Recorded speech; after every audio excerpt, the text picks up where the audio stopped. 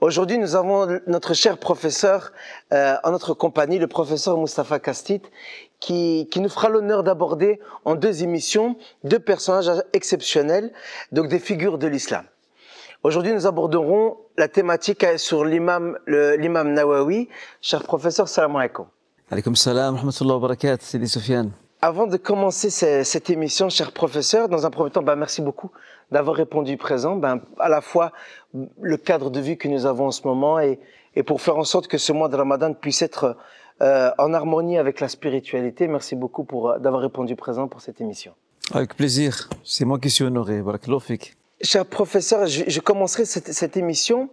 Nous, les jeunes d'aujourd'hui, avec la société que nous vivons, un monde de technologie, un monde qui a évolué. Et je me pose cette question, c'est de savoir pourquoi est-il important aujourd'hui d'aborder, ou en tout cas de s'intéresser sur ces personnages. Bismillahirrahmanirrahim, alhamdulillah, wa salatu wa salamu ala rasulillah, wa ala alihi wa sahbihi wa min walah. Avant tout, je tenais à remercier la Ligue des musulmans de Belgique pour cette invitation. Et je remercie bien sûr notre honorable frère Soufiane pour, en tout cas, l'animation de cette émission. Alors, la réponse à cette question se présentera de différentes manières. D'abord, il est important de souligner que chaque nation, chaque communauté a une histoire et a des références. Le souci que nous rencontrons souvent, c'est que nombre de peuples, nombre de communautés sont fiers de leur histoire, sont fiers de leurs personnages, sont fiers de leurs références. Mais lorsque nous venons à nous intéresser à la communauté musulmane, au monde musulman, cet intérêt pour l'histoire, cet intérêt pour les personnages qui ont marqué les pages de notre histoire, de notre mémoire, cet intérêt n'est pas toujours très présent. Je ne dis pas qu'il n'est pas présent du tout, mais n'est pas souvent très présent. Ça, c'est un point. L'autre point aussi qui me permet de souligner en quoi ce genre de thématique constitue matière à réfléchir et à discuter, c'est qu'effectivement, comme tu l'as bien dit, Soufiane, notre époque, l'époque dans laquelle nous vivons, c'est une époque marquée par les réseaux sociaux, par la technologie tous azimuts, avec ses bons côtés et ses mauvais côtés. Je prends pour exemple la lecture, la découverte. De moins en moins de personnes aujourd'hui, surtout les jeunes, de moins en moins s'intéressent à la lecture et à la découverte. Pourquoi? Parce que nombre de nos jeunes veulent une information facilement accessible, rapidement digérable et qui ne demande pas beaucoup de réflexion. Et ça, c'est très problématique. D'où l'intérêt de s'intéresser à ces personnages. Pourquoi? Parce que lorsque on découvre, lorsqu'on s'instruit, lorsqu'on lit, lorsqu'on s'intéresse à leur vie, nous voyons qu'ils ont tous un dénominateur commun. C'est celui de la patience et de la persévérance dans l'acquisition de la connaissance, quelle qu'elle soit religieuse ou profane. Et l'imam Nawawi et l'autre personnage que nous verrons dans une prochaine émission, Inch'Allah, Al-Hassan Basri, n'en sont pas du reste. On le voit très bien que ce sont des gens patients, persévérants, et c'est pour cette raison que Dieu, Allah Azza wa Jal, a immortalisé leurs souvenirs. Parce qu'ils ont contribué à la marche de l'histoire, ils ont contribué à la marche de la communauté, la Ummah, et c'est pour cette raison que nous les citons aujourd'hui. Et je termine par ce dernier point. Il est très important pour nous, musulmans, pour notre jeunesse aussi, il est très important et même urgent de se réapproprier des pans très importants de son histoire. Voilà ce qui explique pourquoi nous nous intéressons à cette thématique. Barakallahu fik, professeur, pour cette réponse.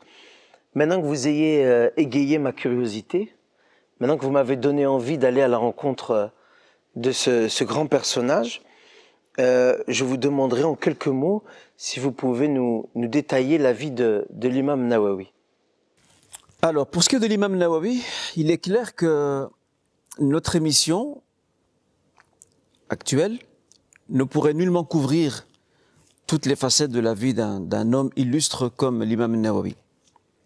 Cependant, rien ne nous empêche de nous arrêter à quelques points essentiels qui nous permettent de dévoiler quelques coins de la biographie de cet homme. L'objectif est aussi d'interpeller le téléspectateur pour qu'il aille chercher un peu plus tard après cette émission. Tout à fait. Donc on vous écoute. Alors, d'abord, on va commencer par le début, Inch'Allah. Situer le personnage à deux niveaux, au niveau géographique et au niveau de la ligne du temps. Je pense que c'est deux éléments importants. Parce qu'on a affaire à des personnages anciens. Et quand nous parlons de personnages anciens, cela ne signifie pas que nous sommes passéistes, que nous nous replions sur le passé. Mais en même temps, j'ai envie de dire que celui qui ne connaît pas son passé ne comprend pas son présent et ne peut pas construire son futur. Se couper de son passé, se couper de son histoire, se couper de ses racines, c'est se suicider. De manière individuelle ou collective ou nationale. Alors, situons d'abord le personnage. D'abord, à un niveau géographique. Sur le plan géographique, Akhi Soufiane, l'imam al-Nawawi est issu du Sham, Bilad al-Sham, cette terre bénie par le Seigneur Azza wa Jal et par le prophète Mohammed sallallahu alayhi wa sallam. Et plus précisément, d'une localité à l'époque, qui aujourd'hui est une ville, qui s'appelle Nawa. Et Nawa se trouve dans la région de Hawran, qui se situe au sud de la Syrie. D'accord. À l'époque, Nawa se trouvait dans les environs de Damas. Bon, bien sûr, les villes entre-temps ont grandi, et Nawa n'est plus une localité aujourd'hui, c'est une ville comme je l'ai indiqué précédemment. C'est là qu'il va voir le jour. Donc là, déjà, c'est intéressant. Nous situons le personnage au niveau géographique. Donc, il vient du pays du Cham. Il est né à Nawa, mais il va passer le restant de sa vie, surtout à partir de son adolescence, et on va y revenir, Inch'Allah, il va passer, à partir de son adolescence jusqu'à la fin de ses jours, sa vie, où ça, à Damas. Et nous reviendrons pour la raison qui l'a amené à se retrouver là. Maintenant, citons le personnage au niveau de la ligne du temps. Il est né en 1233 de l'ère chrétienne et est décédé en 1277, donc 1277 de la même ère. Très intéressant. Parce que sur le plan socio-historique, ou plutôt historico-politique, nous sommes à la fin de la période de la dynastie Ayyubide, dont le fondateur n'est autre que Salah ad-Din Ayyubi. Cette dynastie musulmane sunnite, son autorité couvrait l'Égypte, la Palestine, la Syrie et une partie de l'Irak. Je dis bien la fin. Autre détail très intéressant sur le plan politico-historique, c'est que durant la vie de l'imam al-Nawawi, un événement dramatique va se produire qui va marquer et frapper les consciences à l'époque. Je rappelle le moment de son décès, en 1277, donc 77, en 1258, les Mongols, qu'on appelle aussi les Tatars, envahissent l'Irak et une partie de la Syrie. Et ils font un carnage. Ils font un carnage terrible, au point que le fleuve du Tigre de l'Euphrate se sont transformés en fleuve de sang, et d'encre aussi, parce qu'ils ont jeté les livres des bibliothèques, ils ont brûlé des centres de savoir importants, ils ont participé à éteindre l'un des pôles de la civilisation, ou l'un des phares de la civilisation musulmane de l'époque, avec Cordoue, qui était Bagdad. Et ça a été un choc psychologique terrible pour les musulmans de l'époque. Parce que c'est pas seulement lié à la violence de l'agression et de l'invasion, mais c'est aussi lié à ce qui a suivi cette invasion. C'est l'occupation des terres musulmanes par une puissance qui est en plus de surcroît païenne, et qui va s'imposer sur la région, qui va asservir la population, qui va l'humilier. Et ça, c'est un détail important, parce que l'imam al-Nawawi appartient à cette génération que j'ai appelée la génération du redressement. En arabe, on pourrait appeler ça « Jilun Narda », la génération du redressement. Parce qu'il va participer, lui et d'autres personnages de l'histoire de l'islam, il va participer à cette renaissance musulmane exceptionnelle et formidable qui va se produire durant son époque et même après lui. Alors, d'autres éléments rapidement, Inch'Allah, pour concernant sa biographie. Malheureusement, le temps ne nous permet pas de de nous étaler trop sur sa vie. Quelques repères rapides, Inch'Allah. Donc, je l'ai indiqué, il est né dans la localité de Nawa. Nous l'avons situé au niveau de la ligne du temps. 1233, décédé en 1277. Et en 1258, il avait 19 ans. Il y a eu l'invasion de l'Irak et d'une partie de la Syrie avec le carnage et la destruction et la mise à sac de ces villes musulmanes à la tête desquelles nous retrouvons Bagdad. Notre personnage est né dans une famille pieuse. Une famille pieuse, un père qui n'est pas savant, mais qui est connu pour être quelqu'un de béni, Moubarak, comme le décrivent nombre de ses biographes. Pourquoi il est Moubarak? Parce que c'est un commerçant scrupuleux. Il fait attention à son risque. Il ne veut pas nourrir ses enfants de choses qui seraient douteuses ou d'origine licite. Et c'est un peu dans cette ambiance que grandit l'imam Nawawi. Un père bienveillant, un père qui investit dans l'éducation de ses enfants et dans la dépense financière pour leur garantir la réussite. Notre enfant, qui est Nawawi, lorsqu'il grandit d'abord à Nawa, son père va d'abord l'initier au commerce. Il va le mettre dans une de ses boutiques, mais il remarque que son enfant, donc notre personnage l'imam Nawawi, je rappelle aussi son nom complet, c'est Abu Zakaria Yahya ibn Sharaf al-Nawawi. Donc le prénom de l'imam Nawawi, c'est Yahya.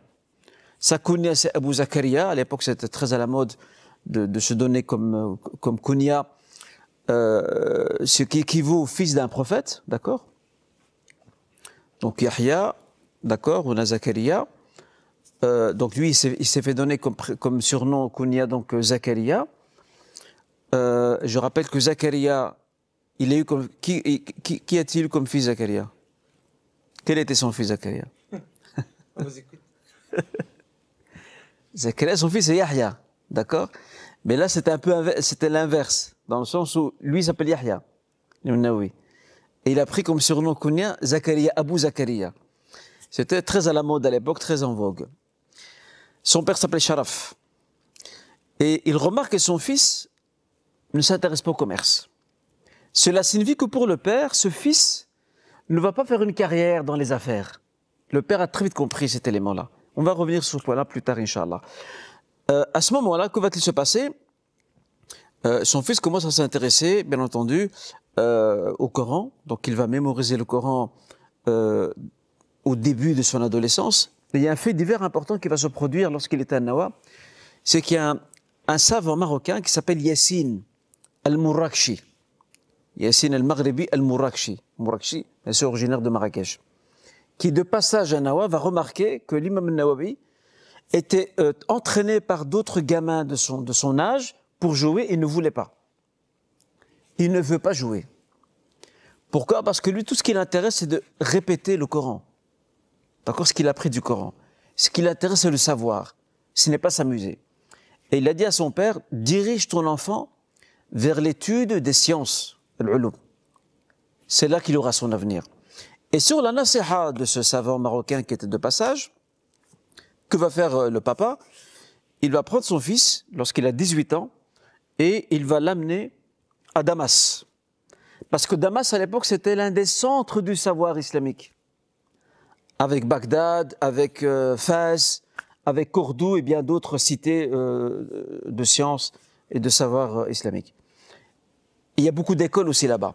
Il va se rendre là-bas et le premier professeur qu'il aura, ce sera le Moufti du Cham, qui était l'autorité, la grande autorité religieuse de la région. Donc on peut s'imaginer ici un jeune garçon de 18 ans qui devient l'élève et le disciple de la grande autorité savante de la région. Tajuddin, donc il s'appelait, ce savant s'appelait Tajuddin Ibrahim ibn Diya-Din. Donc il va étudier auprès de lui. Mais il y a un souci qui se pose. C'est que dans la ville de Damas, notre jeune garçon n'a pas de logement. Il lui faut un logement. C'est là que son professeur lui dit, je vais faire en sorte que tu puisses t'installer dans une pièce qui est rattachée à une école religieuse, qui s'appelle l'école Rawahiyya, Al-Madrasa Rawahiyya. son professeur va intercéder en sa faveur et il sera installé dans une sorte de cote, un peu comme les cotes d'étudiants d'aujourd'hui. Et en fait, il va s'installer là et il va y rester jusqu'à la fin de ses jours. Il ne va jamais quitter ce cote d'étudiant jusqu'à sa mort. Parce qu'on sait que l'imam Nawawi ne s'est jamais marié, il restait célibataire toute sa vie. D'accord? Et à partir de ce moment-là, il va aller étudier chez d'autres chouyours, d'autres savants, d'autres professeurs de la cité. Parmi ces professeurs, de nouveau un Marocain, je ne dis pas ça par nationalisme bien sûr, de nouveau un savant marocain qui s'appelait Ishaq ibn Ahmed al-Maghribi, qui était aussi originaire de Marrakech. Et ce professeur-là, qui enseignait à Damas même, va beaucoup l'influencer. Au niveau de sa piété, au niveau de son éducation, au niveau de son intérêt pour le savoir, de sa conduite de manière générale. Et l'imam Nawawi va poursuivre sa vie ainsi. Et pendant 6 années, et il le dira de lui-même d'ailleurs, pendant 6 années, il va avouer et témoigner que durant ces années, il a très peu dormi. Et que c'était très rare où il s'allongeait par terre. Parce qu'il n'avait qu'une natte par terre. Il n'avait pas de lit, il n'avait qu'une natte sur laquelle se coucher. Il mangeait très peu et il dormait très peu. Il s'était pleinement consacré à l'étude. Pleinement. Et suite à ça, que va-t-il se passer? Eh bien, après 6 ans, il va devenir une autorité dans le savoir, dans le droit chaférite. Il sera reconnu par ses pairs comme étant quelqu'un digne et apte à transmettre ce savoir qu'il a reçu. Et c'est comme ça que l'imam Nawawi va partager sa vie entre l'étude, il continue à étudier. D'ailleurs, il suivait 12 cours par jour. Et entre le partage du savoir, sa dispense, sa transmission dans une école qui s'appelle l'école Ashrafite, Al-Madrasa Al-Ashrafiyya, et l'écriture. Jusqu'à la fin de ses jours. Il va décéder en 1777, à l'âge de 46 ans. Il est mort jeune. Il va faire 2 fois le pèlerinage, une fois avec son père et une fois seul. Et c'est suite à son retour de son dernier pèlerinage, il fait un passage sur Jérusalem, Beit el-Maqdis, et il rentre et tombe malade et il décède. Ça, c'est vraiment dans les grandes lignes la biographie de l'imam Nawawi. Et on peut en dire beaucoup de choses à son sujet. Comme on a dit, on ne peut pas aborder toute sa vie dans cette courte émission. L'objectif est juste de venir titiller la curiosité de nos téléspectateurs afin qu'ils puissent aller un peu plus aller rechercher son histoire à travers les livres ou encore à travers d'autres vidéos. Cher professeur, quand je vous entends parler de ce grand personnage qui est l'imam Nawawi, Inch'Allah, on voit qu'il a eu un grand parcours, en tout cas, pour que quelqu'un reste autant de temps, il doit avoir œuvré.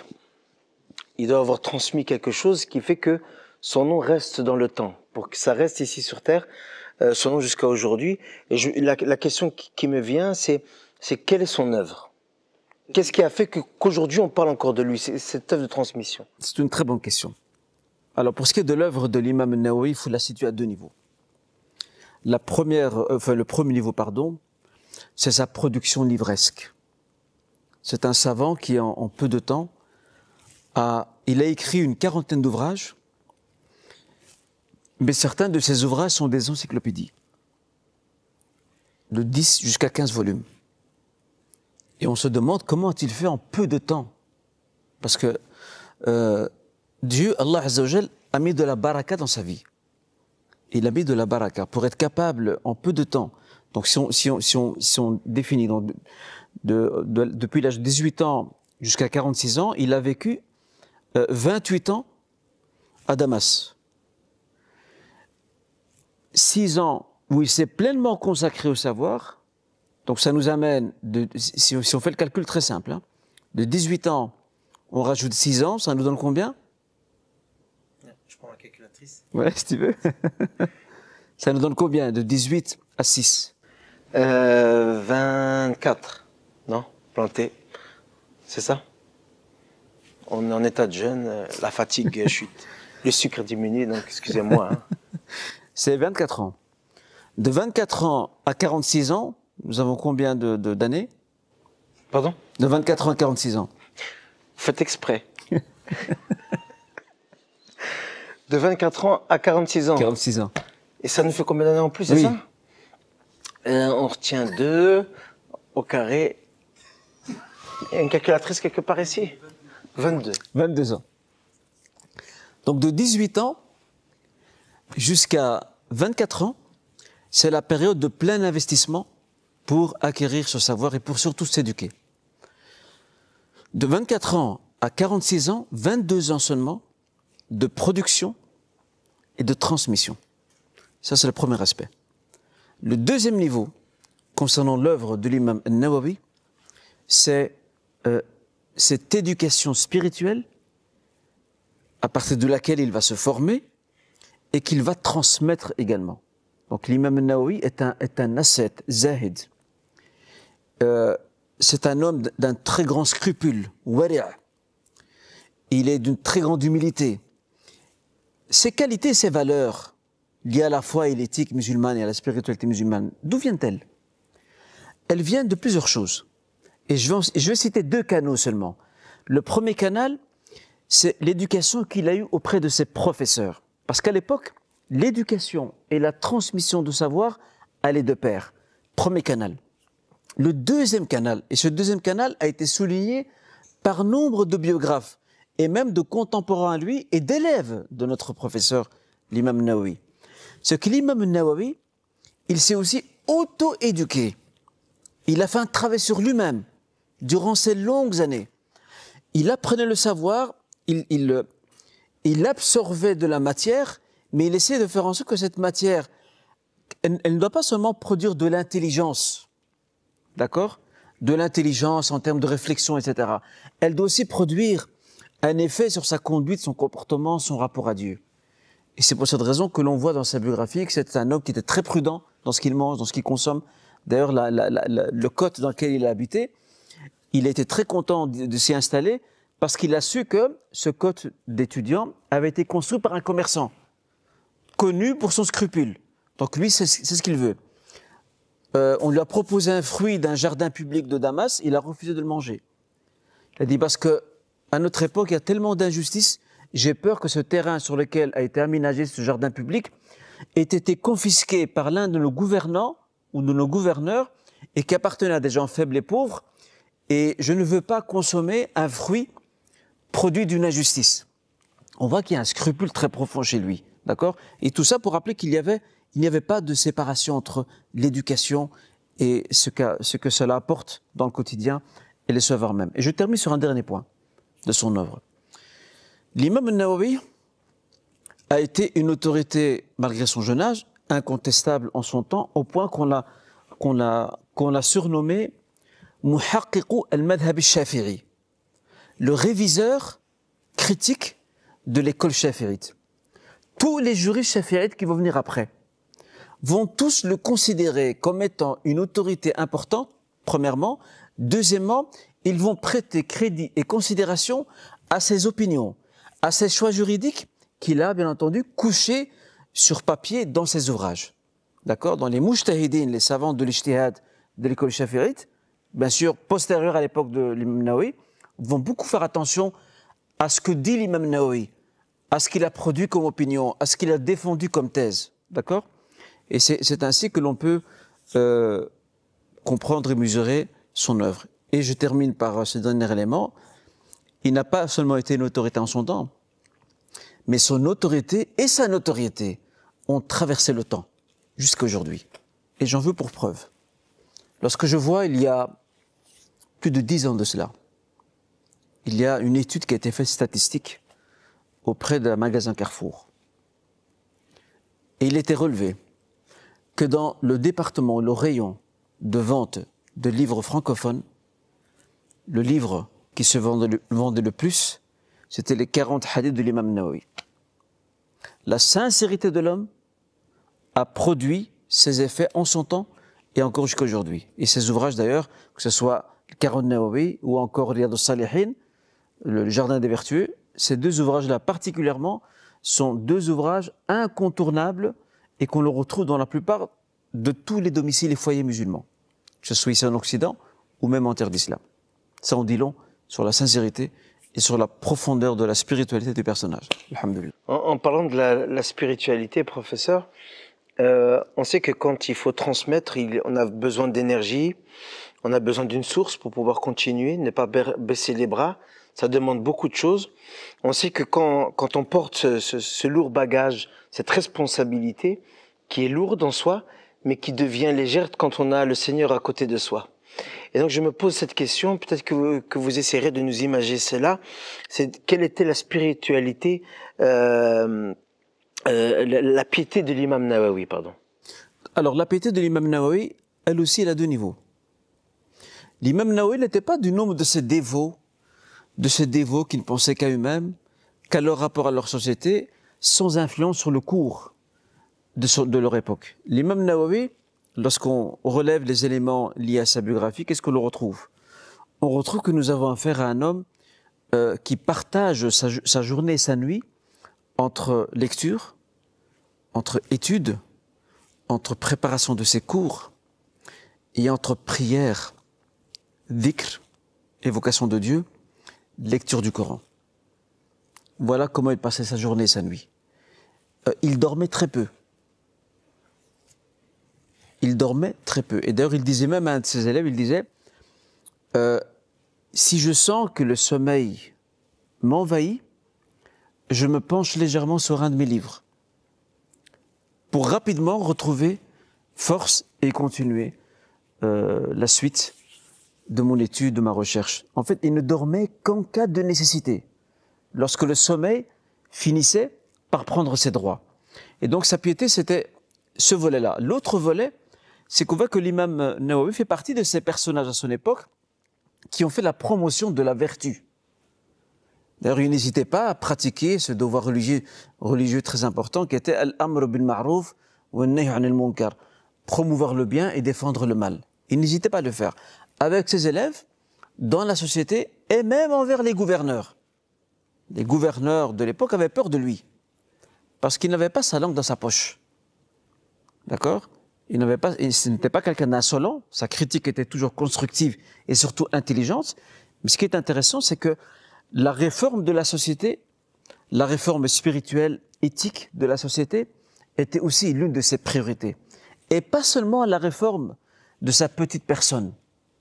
Parce que pour lui, la réforme de sa personne est indéfectible de la réforme de la société.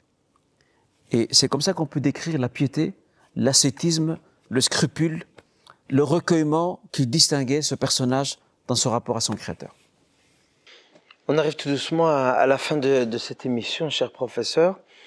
Après nous avoir titillé sur la curiosité que nous avons de ce personnage, certainement les téléspectateurs, ou encore moi le premier, voudraient aller à la rencontre encore plus de cet imam. La question que je voudrais vous poser, c'est après toute cette recherche, toute cette analyse, afin d'aspirer à ce modèle, quel travail nous, jeunes d'aujourd'hui, dans la société où nous vivons, nous devons faire pour pouvoir y atteindre? Très bien. Dans un premier temps, je dirais que le premier modèle et le modèle absolu, c'est le prophète Mohammed sallallahu alayhi wa sallam. Mais ce qui est intéressant, c'est que le modèle prophétique va influencer des milliers de générations jusqu'à aujourd'hui. Parce que tous ces hommes, Nawawi, Al-Bukhari, Muslim, Abu Daoud, Tirmidhi, Ibn Taymiyyah, Ibn al-Qayyim, Al-Ghazali et bien d'autres savants, lorsqu'on regarde leur conduite, on y trouve les traces de l'éducation prophétique. Parce que, à l'époque, on ne faisait pas de distinction entre le savoir dans son acquisition et sa transmission et l'éducation. Ce n'était pas séparé. Et aujourd'hui, ce qui est important, c'est de pouvoir réconcilier les deux.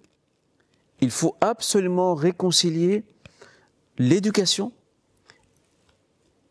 réconcilier cela avec l'acquisition du savoir et sa transmission. Nous ne voulons pas des savants qui sont des savants livresques, qui connaissent des données par cœur, d'accord? Dans leur poitrine, ils ont le Saint-Coran, ils ont le Bukhari, ils ont Muslim, ils ont peut-être d'autres ouvrages. C'est des ordinateurs. Mais concrètement, dans l'espace, qu'il soit sociétal ou privé, on ne trouve pas de traces de ce savoir qu'ils ont acquis. Parce que ce savoir s'accompagne, ce ne sont pas des maths ou de la physique. Bien que des maths et de la physique peuvent aussi nous rapprocher de Dieu. Mais ces sciences-là portent bien leur nom, ce sont des sciences islamiques. Elles ont pour source première la révélation divine qui a été transmise au prophète Mohammed sallallahu alayhi wa sallam.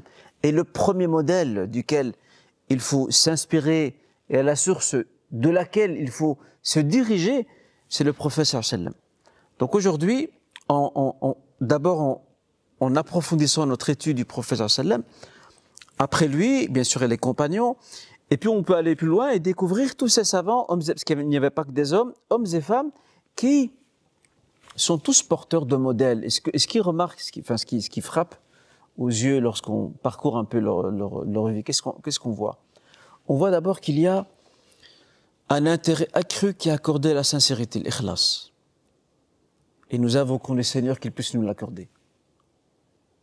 L'ikhlas, la sincérité, le dévouement par rapport à Dieu. Deuxième chose, la détermination. La détermination à aller vers Dieu. La détermination à faire des efforts, pas à pas, mais j'y arriverai. D'accord? Troisième élément, l'éducation de la famille. On voit le père de Nawawi. Comment il est préoccupé. D'abord, il veut le mettre dans le commerce, il veut l'impliquer dans le commerce, il voit que son enfant se désintéresse. Il choisit de l'orienter petit à petit vers l'inclination de l'enfant. Donc le père n'a pas imposé à son fils ces études-là. Il a vu que son fils avait une inclination, un penchant pour l'étude des sciences islamiques. Et le père a su exploiter cette inclination et ce potentiel dans son fils. Cette question est posée aujourd'hui aux parents. Au lieu d'imposer des études à leurs enfants, des études qu'ils ne veulent pas faire, il serait plutôt intéressant d'explorer leur inclination pour ensuite exploiter leur potentiel dans la bonne direction. Pour que l'enfant, lorsqu'il étudie, il étudie avec plaisir. Même s'il devient mécanicien ou plombier, c'est pas grave. Mais à partir du moment où il devient quelqu'un d'utile pour la société et la collectivité, c'est une grande réussite pour la famille, pour la société et pour la communauté également. Et je termine sur un dernier point, l'environnement. Quand on voit l'imam Nawawi qui s'installe à Damas, qui regorge d'écoles, qui est rempli de savants, qui sent le parfum du savoir, cela renvoie à l'importance de l'environnement. Quelqu'un qui vit dans un environnement qui est pervers, un environnement qui est dégradé au niveau de valeurs, au niveau de l'éthique, au niveau de la spiritualité, où le rappel de Dieu est pratiquement absent. Il n'est pas étonnant que l'on voit ce jeune garçon et fille dévier. En revanche, lorsque ce garçon ou cette fille se retrouve dans un environnement, je ne parle pas de la famille on vient d'en parler, mais dans un environnement dans lequel ce garçon ou cette fille, ce frère ou cette sœur va évoluer, un environnement où le rappel de Dieu est récurrent, on lui rappelle la vertu, la piété, la décence, la pudeur, le courage, l'abnégation, le sens du sacrifice, la modestie. Comment ce garçon ou cette fille, comment ce frère ou cette sœur ne peut pas sortir de cet environnement le jour où il décidera de prendre son envol sans être influencé, sans être abreuvé à la source de ces valeurs morales et spirituelles qui sont les nôtres dans ce genre d'environnement et de milieu. Barakallahu fik, professeur. En 2 mots, nos téléspectateurs demain vont vouloir aller à leur rencontre, comme on a dit. Est-ce que vous avez des ouvrages à conseiller? Alors, pour ce qui est des ouvrages, parmi les ouvrages intéressants, il y a un ouvrage qui s'appelle Héros de l'Islam. Héros de l'Islam, je ne suis pas sûr, je pense que la biographie de l'imam Nawawi est reprise. Sinon, il y a un autre livre très intéressant qui s'appelle aussi les 101 moments de l'histoire de l'islam. C'est tout ça un ouvrage très intéressant. L'auteur recense 101 dates qui ont marqué l'histoire de l'islam. Par la naissance d'une pensée, par une bataille, par la construction d'une université ou une école ou une mosquée. Bref, de quoi découvrir nos références, que ce soit au niveau architectural, au niveau événement et même au niveau personnage, idées, pensées, etc. Malheureusement, je ne connais pas à ma petite connaissance, je ne dis pas que j'ai cerné toute la bibliothèque islamique francophone, mais dans mes petites connaissances, je n'ai pas savoir qu'il y a un livre qui traiterait de la biographie de l'imam Nawawi. Je parle à mon niveau à moi. Peut-être existe-t-il et je ne suis pas au courant. J'espère que nos téléspectateurs pourront m'enrichir à ce niveau-là. Ou le mettre en commentaire. Wallahu a'lam.